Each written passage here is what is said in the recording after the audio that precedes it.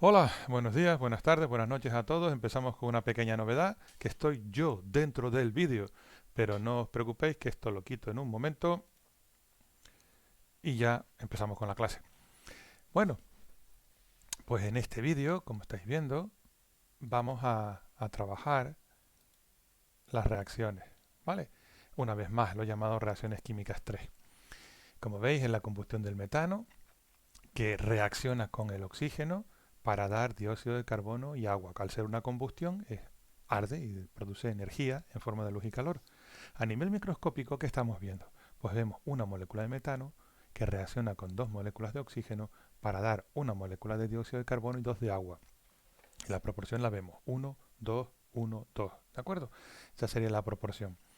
Pero, ¿qué tenemos que hacer en, si queremos hacer esta reacción en un laboratorio? Si queremos coger oxígeno y cogemos metano y obtener las cantidades que nos hacen falta. Bueno, pues tenemos que coger 16 gramos de metano y 64 gramos de oxígeno. Y diréis, ¿por qué? ¿Por qué? Porque lo que tenemos que coger es un mol de metano y 2 moles de oxígeno. ¿Y cuánto es un mol de metano? Pues un mol de metano son 6,022 por 10 elevado a 23 partículas de metano. Y diréis, ¿y cómo las cojo? Muy fácil, cogéis 16 gramos. ¿Y por qué 16 gramos? Recordar el concepto de mol. El concepto de mol nos dice que si cogemos la masa que nos indica la masa molecular calculada a partir de los valores de las masas atómicas de la tabla periódica, pues eso será 6,022 por 10 elevado a 23 partículas. ¿De acuerdo? ¿Y cómo calculamos este 16?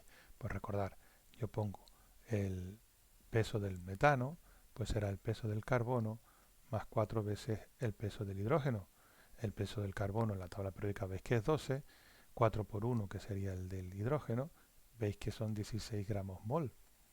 Y lo mismo ocurre con el oxígeno. Vamos a ver el oxígeno, sería el peso del oxígeno, sería 2 por 16, que son 32 gramos mol. Y alguno ya estará diciendo, que hay 64. Digo, sí, hay 64, porque hay que multiplicar por 2, porque no es un mol, son 12, son 2 moles. Entonces, si multiplicamos 2 por 32, ya tenemos esos 64 gramos por mol de oxígeno que me hacen falta para hacer la reacción completa. ¿De acuerdo? Esto es lo que acabo de decir, está escrito aquí está escrito lo que acabo de decir con palabras. ¿M?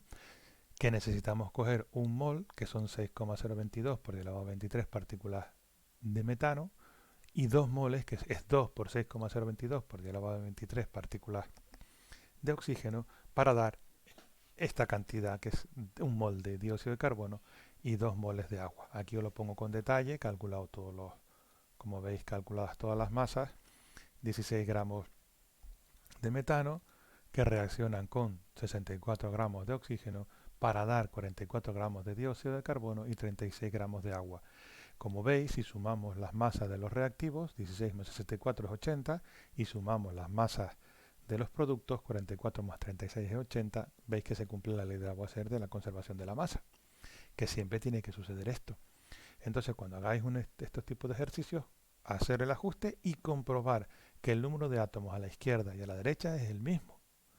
Una vez comprobado eso, si queréis y tenéis que calcular las masas de todos los compuestos que aparecen, ya sean reactivos o productos, pues lo que hacéis es comprobar la ley de Lavoisier. Bueno, pues os dejo este ejercicio sencillo, donde vemos que se queman, como veis, se queman 0,3 moles de propano y nos piden que escribamos y ajustemos la reacción, calculemos los moles de oxígeno necesarios y determinemos los moles de dióxido de carbono que se obtienen. Aquí ya os dejo la ecuación escrita. No os olvidéis escribirla con vuestras palabras, como siempre os digo, hacer siempre escribir propano más oxígeno para dar dióxido de carbono y agua, ajustarla y luego hacer los cálculos que se os pide. ¿De acuerdo? Es exactamente igual que el anterior, muy parecido, y lo único que tenéis que hacer en esta semana es este ejercicio. Lo escribís, lo hacéis en el cuaderno, pantallazo y lo subís.